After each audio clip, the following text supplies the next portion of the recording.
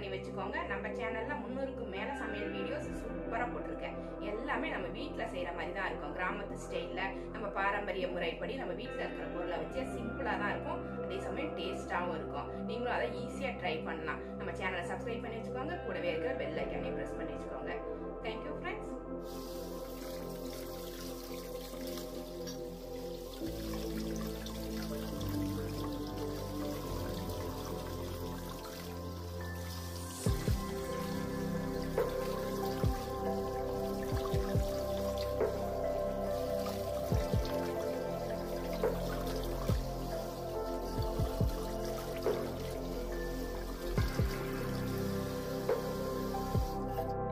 நம்ம கிச்சன்ல fish fry எப்படி பண்றது அப்படிங்கறத பார்க்க போறோம். எப்பயும் செய்யற ஃபிஷ் ஃப்ரை மாதிரி இல்லாம நல்ல வித்தியாசமான டேஸ்ட்ல இருக்கும். நல்ல டிஃபரெண்ட் ஸ்டைல்ல சூப்பரா இருக்கும். இது நல்ல தேங்காய் எண்ணெயில பொரிச்சு எடுக்கிறதால நல்ல வாசமா இருக்கும். அதே சமயம் தேங்காய் பாலும் நம்ம இதுல ஊத்த போறோம். தேங்காய் பால் மீன் பொரிச்சது இது பேரு. சூப்பரா இருக்கும். இது கேரளா ஸ்டைல். இது வந்து தேங்காய் பாறை மீன் எடுத்திருக்கேன். இது இந்த மாதிரி கீரி வச்சுக்கோங்க. நடுவில் மீனை எடுத்து நல்லா க்ளீன் பண்ணிட்டு இந்த மாதிரி கீரி எடுத்து வச்சுக்கோங்க. நான் முழுசாக தான் இன்னைக்கு நான் போடுறேன். நீங்கள் வேணும்னாக்கா கட் பண்ணி 3 பீஸ் 4 பீஸாக கூட போட்டு எடுத்து வச்சுக்கோங்க. இதுக்கு இப்போ நம்ம ஒரு மசாலா ரெடி பண்ணிடலாம். ஃபிஷ் ஃப்ரை பண்ணுறதுக்கு மசாலா ஃபஸ்ட்டு ரெடி பண்ணிக்கலாம். இது வந்து மீனில் தேய்ச்சிட்டு நம்ம கொஞ்சம் நேரம் ஊற வச்சு வறுக்க போகிறோம். சின்ன வெங்காயம் ஒரு 10 சின்ன வெங்காயம் எடுத்திருக்கேன். மீன் எவ்வளோ எடுத்திருக்கீங்களோ அதுக்கு தகுந்த மாதிரி நீங்கள் எடுத்துக்கோங்க.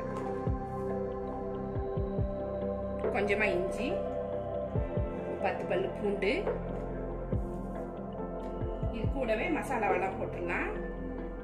காரத்துக்கு ஏற்ற மாதிரி நான் ஒரே ஒரு ஸ்பூன் தனி மிளகாத்தூள் போடுறேன். 1/2 ஸ்பூன் மஞ்சள் பொடி,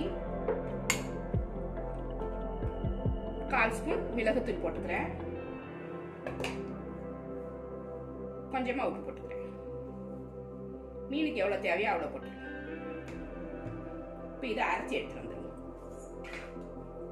சும்மா தண்ணி தெளிச்சுட்டு நைஸா அரைச்சிட்டு வந்துடலாம். மசாலா அரைச்சிட்டு வந்தாச்சு. இப்போ இந்த மீன்ல இதை தடவி வச்சிருக்கோம். தடவிட்டு ஃப்ரீசர்ல ஒரு 10 நிமிஷம் வச்சு எடுத்தீங்கன்னாக்கா நல்லா ஊறிடும் மீன். உப்பு காரம்லாம் உள்ள ஏறி இருக்கும். நம்ம பொரிக்கிறதுக்கு ரெடியா இருக்கும். எல்லா சைடும் பாடுற மாதிரி இது நல்லா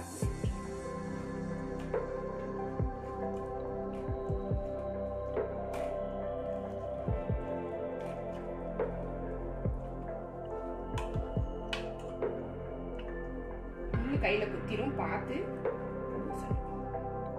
பொறுமையா குச்சினீங்கன்னா குத்த. உள்பக்கெல்லாம் கூட கொஞ்சம் தேய்ச்சி விட்டு இந்த தலைப்பகுதி உள்பகுதி எல்லாம் தேய்ச்சாதான் உள்ளக்கும் டேஸ்டா இருக்கும்.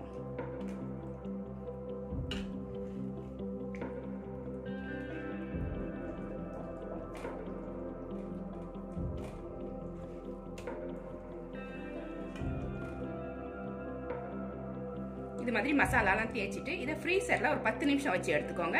அப்போ தான் இந்த மசாலா போயிட்டு மேலே ஒட்டிட்டு நல்லா உப்பு காரெல்லாம் நல்லா பிடிச்சிருக்கும். நம்ம பொரிக்கும் போது அந்த மசாலா வந்து மேலே ஒட்டிகிட்டே இருக்கும், கரைஞ்சி போயிடாமல். இது ஃப்ரீசரில் 10 நிமிஷம் வச்சு எடுத்துக்கலாம். இன்னைக்கு மீன் வந்து மண் சட்டியில் நான் செய்ய போகிறேன். இதுக்கு வந்து மண் சட்டி சூடு பண்ணியிருக்கேன். இதில் கொஞ்சமாக தேங்காய் எண்ணெய் ஊற்றிக்கிறேன். தேங்காய் எண்ணெய் விருப்பம் இல்லாதவங்க நீங்கள் என்ன பண்ணுங்கள், சன்ஃப்ளவர் ஆயில் உங்கள் விருப்பம் போல் ஊற்றிக்கலாம். சன்ஃப்ளவர் ஆயில் ஊற்றிக்குவாங்க, கடலை எண்ணெய் ஊற்றிக்குவாங்க. கொஞ்சமாக எண்ணெய் ஊற்றிருக்கேன். 2 ஸ்பூன் அளவுக்கு ஊற்றிருக்கேன். சட்டி சூடான உடனே மீடியம் ஃப்ளேம்ல வச்சுக்கோங்க. ஓவரா சூடாயிடுச்சுனாக்கா மீன் வந்து கருகி போயிடும். மீன் இதில் வச்சுக்கிறேன்.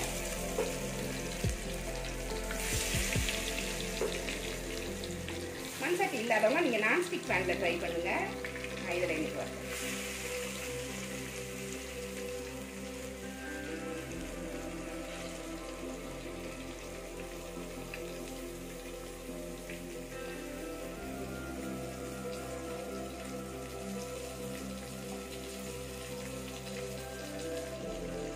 நல்ல திக்கான தேங்காய் பால் எடுத்து வச்சிருக்கேன். இதை இதில் ஊற்றிடலாம். இந்த தேங்காய் பாலில் தான் இந்த மீன் வேக போகுது. இப்போ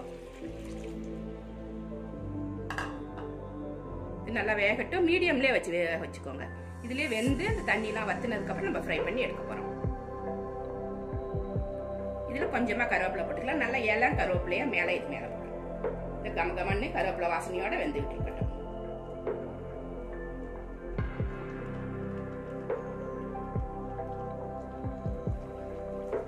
நல்லா கொதிச்சு வெந்துட்டு இருக்கு. மீனை அப்படியே திருப்பி விட்டுரும். கொஞ்சமாக தான் தேங்காய் பால் ஊற்றணும். நிறைய ஊற்றிட்டிங்கன்னா மீன் வந்து வெந்து போயிடும், தேங்காய் பால் குறையவே குறையாது. அது மாதிரி தேங்காய் பாலில் போடும்போது நல்லா கெட்டி மீனை எடுக்கணும். உடனே உடையிற சங்கரா மீன்லாம் எடுக்காதீங்க, உடஞ்சி போயிடும். பொறுமையாக தான் திருப்பி போடணும். இதை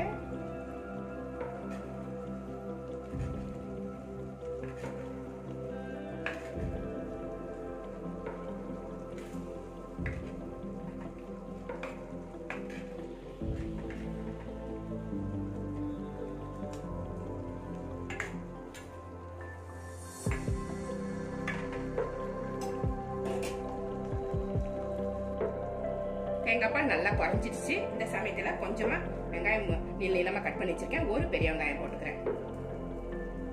அது மாதிரி புளி கரைச்சி ஊற்றுவாங்க. அது மசாலா அரைக்கிறப்ப கொஞ்சமா புளியும் கரைச்சி ஊற்றி அரைச்சிருக்கலாம். எனக்கு வந்து புளியை விட தக்காளி நல்லா டேஸ்டா இருக்கும். அதனால கொஞ்சமா தக்காளி போட்டுக்கிறேன்.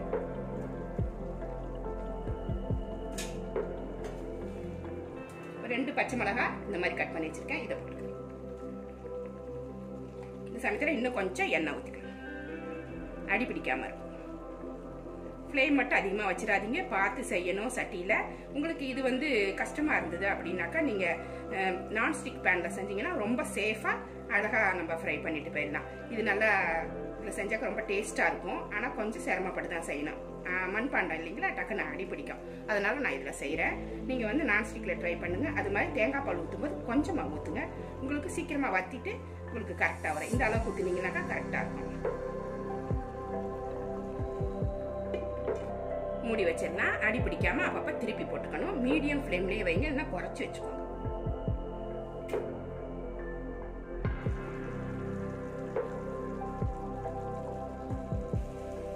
நல்லா ஃப்ரை ஆயிடுச்சு. இப்ப லாஸ்ட்ல கொஞ்சமா தேங்காய் எண்ணெய் மேல ஊத்திக்கிறேன், அப்பதான் ஒட்டாம நல்லா இருக்கும்.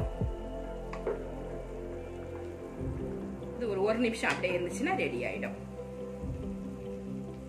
நல்லா சூப்பரா ஃப்ரை ஆயிடுச்சு. எப்பயும் செய்யற ஃபிஷ் ஃப்ரை மாதிரி இல்லாம தேங்காய் பால் ஊற்றி செஞ்சிருக்கோம். இதுல வந்து இன்னும் கொஞ்சம் அதிகமா தேங்காய் பால் ஊற்றி குழம்பு மாதிரி கூட நீங்க எடுத்துக்கோங்க. செம்ம டேஸ்டா இருக்கும். இது சாதத்தோட தொட்டு சாப்பிடும்போது அவ்வளவு டேஸ்டா இருக்கும். நான் உங்களுக்கு எடுத்து காமிக்கிறேன். ஸ்டவ் ஆஃப் பண்ணிடலாம். சட்டியில இருக்கிற சூடுலயே மீதி வந்து நல்லா ஃப்ரை ஆயிக்கும்.